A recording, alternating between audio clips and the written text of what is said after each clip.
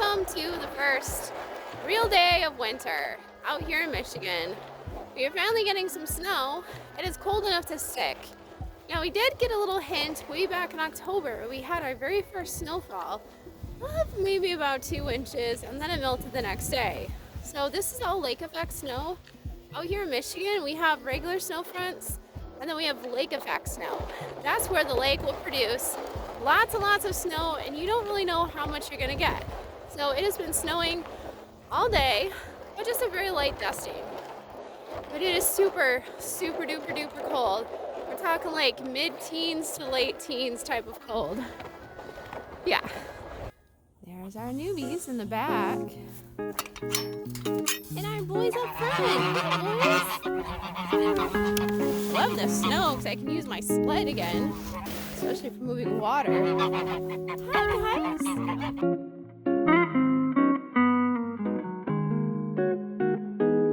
Didn't expect that. A little frustrating when you have to haul it.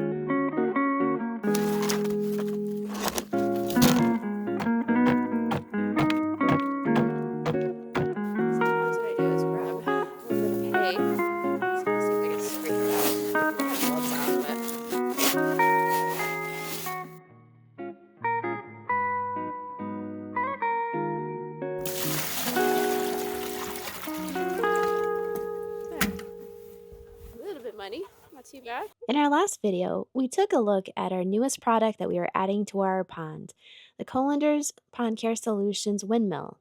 Now, we managed to get the base of this windmill built, and it took a couple of weeks of me trying to pry it all together.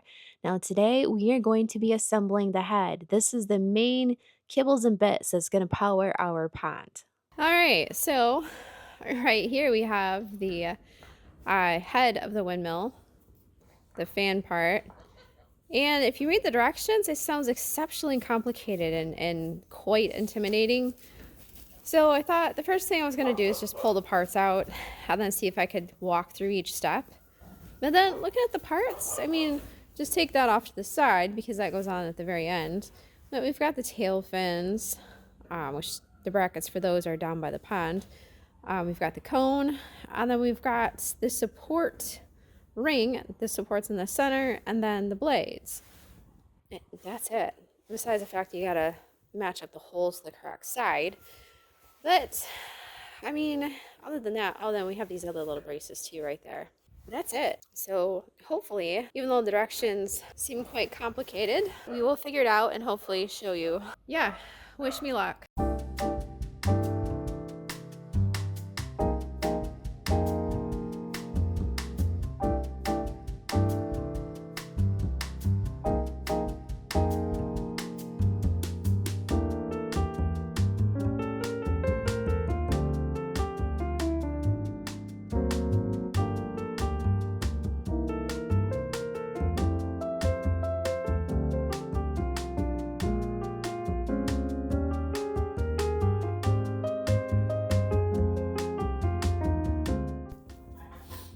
Hi, Turkey. You coming in to inspect my work?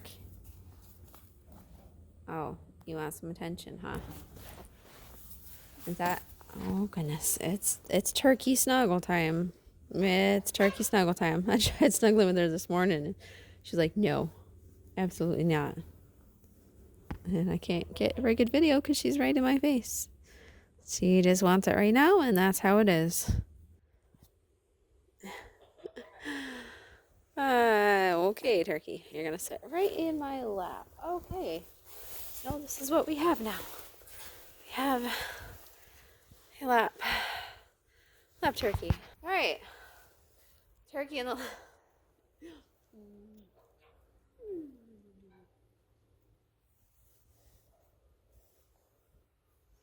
pre-Thanksgiving dinner. Joking. So I was gonna show this up and personal, but I have an up and personal turkey. So we have 1, 2, 3, 4, 5 blades on. You have a total of 12. So it actually is a lot easier than what the instructions make it out to be. And it was actually Aaron that figured out how to correctly attach the blades. They do have to go a certain angle and they do have to go a certain side. So the screw holes at the top are going to be different than the screw holes at the bottom. And once you figure out which way to put them on, I mean, this is pretty much how it's going to look. They're going to scoop under like this and then just go. If you start on a cross brace and just go from there down to an intersection right there, it should be the easiest way to start. So I would start with, like, say this one right here. Top corner matches up with one of the V braces and comes down to where the sections come together, and then you have a extra screw that you got to insert right there in the center. It doesn't actually say to insert the screws for these cross brackets, but just go ahead and do it just like you do for this part right here, because you're going to use it for this anyway. So yeah, and then of course you're going to use the washers. This is the first time I see washers mentioned, so I'm going to mention you put the washers in there. I'm sorry. The hardest part with this, honestly, some of them you do have to use your punch to line up the middle holes, but other than that, it's not too bad. And then just trying to remember which of these to screw down and which not to screw down. So the ones that go into the same bolts as the cross braces right here, you're not going to tighten those down. But then these are going to tighten down, and that one's going to tighten down. So every screw is pretty much going to have a blade, and every hole is going to be filled. Right. Okay. Can I get back to work here? All right. So it's taken a couple hours, but we got this far. We got all 12 blades on. It's definitely a trick once you got down to the final few, because there's not too many places you can put your feet. But if that weren't as much of a pain in the butt, we now have to do the cross braces, which one thing it doesn't tell you is that when you put the screws through on this side, it's going to catch this brace on this side. The screw will be long enough, and then these are actually going to kind of bend to go into place. So it's going to kind of have a curved look, but you have to forcefully bend them, otherwise it's just straight. So that's probably going to take me another hour or two to do that, but it's getting there very slowly. All right, taking a lot of work, but I have the whole thing pieced together. Can't even get a full view of it because it's so big. It's probably a good 4.5 feet wide. So here's the trick with this whole entire thing. Don't tighten anything down, or you will not be able to get anything together. Everything has to be loose, loose, loose, loose. Just enough to have the bolts on. And then once you get everything on, put together, then you can go through and tighten down the blades.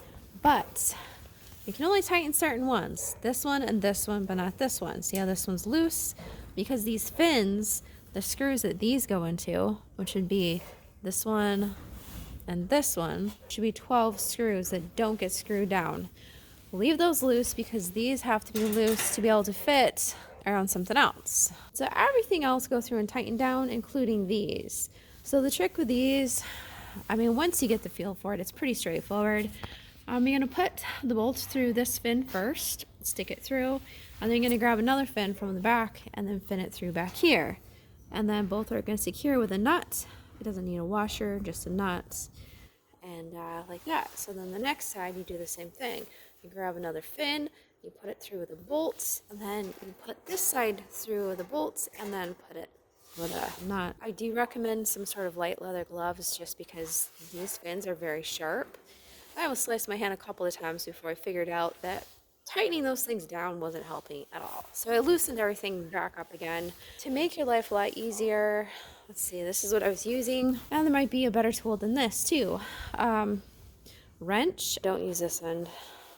Use this end. And then we have our impact right here. I have an articulated socket head right here, which is a pain in the butt, but at least I can get into the tight areas with that. And then a little stubby head. Made a world of difference. And I sadly had to use a longer socket because I had micro baby midget sockets and they just didn't work. But a midway socket would probably be sufficient. I love these drills, they're great. Now, this has to go onto that. And this, I've already carried a couple of different times because I found it difficult to put the nuts on while this was on the ground. So the first time around, I stuck it up there on the pallets. I thought that was pretty smart, except that I couldn't get the fins to rotate easily enough. So then I put it back down on this bucket so that they're all able to be moved. But the sad part is now it's putting a lot of pressure on my fins, which I didn't want it to do, but it is anyway. So the thing's heavy. It's probably a good, I don't know, maybe 60 pounds. Not especially heavy. This thing's about as big as I am, so it's awkward to carry. And then this is heavy too. It's probably about as heavy. This is probably a good maybe 40 pounds. So combine the two and you've got a load. I'm not sure how I'm gonna do this, but we will read the directions. All right, the next step is to work on the air compressor part of the windmill. This is the part that's heavy, but also does the majority of the labor in producing the aeration. So this is a compressor right here, and this is the tail fins that we were mounting on the side. So these are pretty straightforward to mount. All right, so the last step after we slid our tube up in, we aligned our hole at the top with the air compressor hose outlet right there. We tightened these bolts down, they're on the inside. And then, so these, you tighten down, you can reach these on the inside. These are the same size that we've been using, so that's pretty straightforward. So we got this all put together. All right, so now all I have to do is put this back plate back on, and then we can go through and finish assembling the rest of the tail. All right, well, nothing like finishing a windmill project on the windiest day of the season. It is absolutely gorgeous out today. It is warm, and by warm I mean approximately 43 degrees, which is a very nice change from 33 degrees. It is sunny, the clouds are out, it's just beautiful, and all of this is melted snow. But it's not gonna stay this way because this is Michigan and this weather is gonna change. We are supposed to get a massive snowstorm, supposedly coming through. So today is basically do or die day. I have to get this up so it can be up and ready to roll come springtime. But the question is, can I get this thing up by myself in the middle of a massive windstorm? We'll see. All right, so this is what we have done. This was pretty straightforward, assembling the tail. This was a lot trickier because these U-brackets right here, or this U-bracket, is very hard to access the bolts on the back, or the nuts on the back. I believe, if I can remember, it was a 1/2 inch to get back there and tighten it down, but it could be wrong. So once you can find the correct size, you can throw a wrench back there and basically wrench it down, but you cannot get a socket on there because there's not enough space, because there's a tube running all the way down in the center. So this by far is the hardest thing to get put together. This is pretty easy. This is pretty easy. These you bolt through, this back cover comes off, that's not a big deal. But then the second hardest thing is going to be this right here. Now that had me thrown for quite a while, and actually, as you're assembling that whole tube, you're supposed to, I think, put it together. But then part of it said not to put it together until you actually get it up and connected to your windmill. So the best step here is just to walk through each possibility and see what's gonna work best for your situation. So what I ended up doing is I ran the tubing all the way up into there. So once you have the tubing through, you're gonna have this copper elbow connector on there before you slide it in. It'll go up nice and easy, don't worry about that. But you don't pop it through the hole just yet. After this tube is on here, you're gonna wanna secure it in place with this U-bracket right here. So what I ended up doing was putting this tube on this barb first. And I was able to stick a wrench on the back end of this and just kind of hammer on the wrench right next to this and tap it onto the barb right there. Then I could pop this barb out through the hole and feed it into this tube. To get it to go into the tube, I stuck a wrench in here and I pried backwards and just basically kind of wiggled this a little bit. And that allowed it to kind of work its way into the tubing as well. This is approximately 2 inches. It said it included one, but I didn't find it, so I just cut 2 inches off the back end of this. Now the problem with doing it this way is that now you have to feed that entire line through your windmill, which isn't the end of the world, but it's not going to be the world's cleanest process because you now have a massive pile of unrolled tubing, which if you've ever handled unrolled tubing, irrigation lines, it's not fun.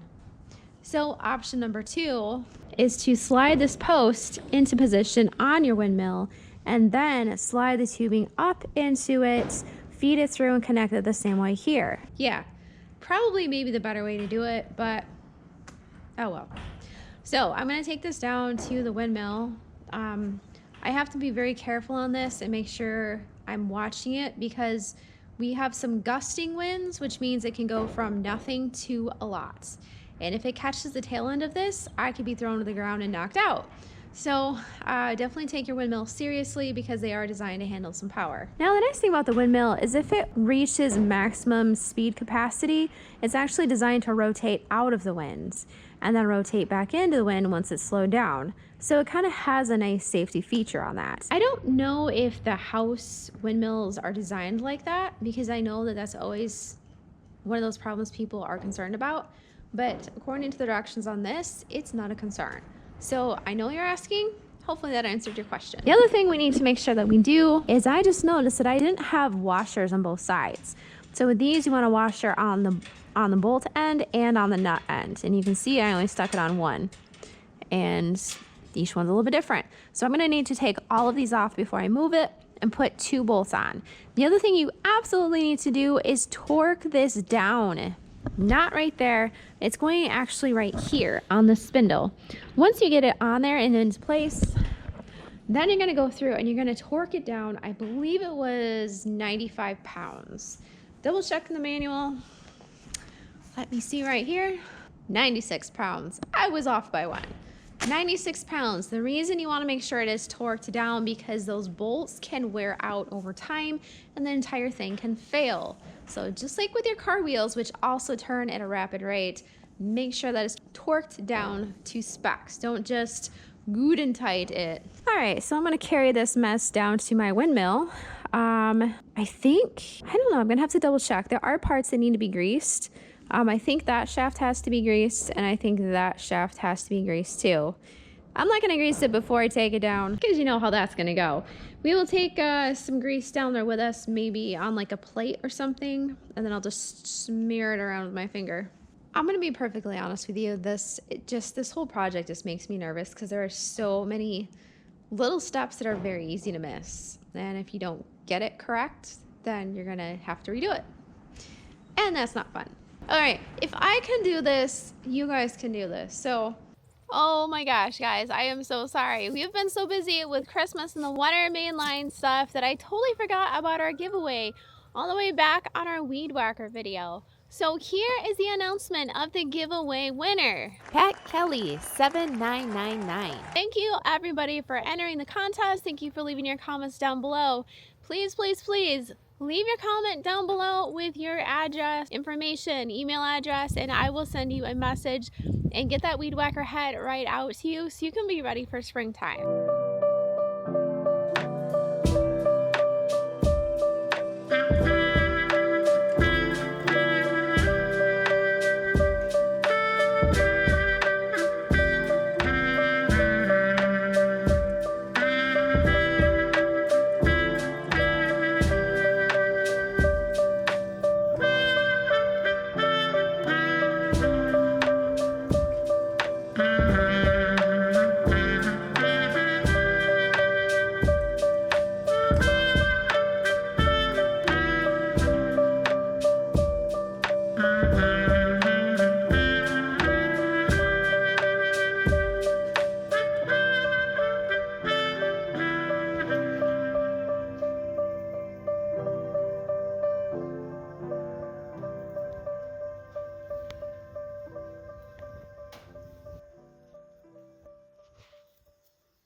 Alright guys, thank you so much for watching. I really love seeing you guys each and every week coming out here and visiting on the farm. If you are new to the channel, feel free to subscribe and hit the bell button and go back and watch some of the previous videos. Maybe there's something that will catch your eye. Look forward to seeing you guys again the next time. Thank you so much. Take care guys. Bye.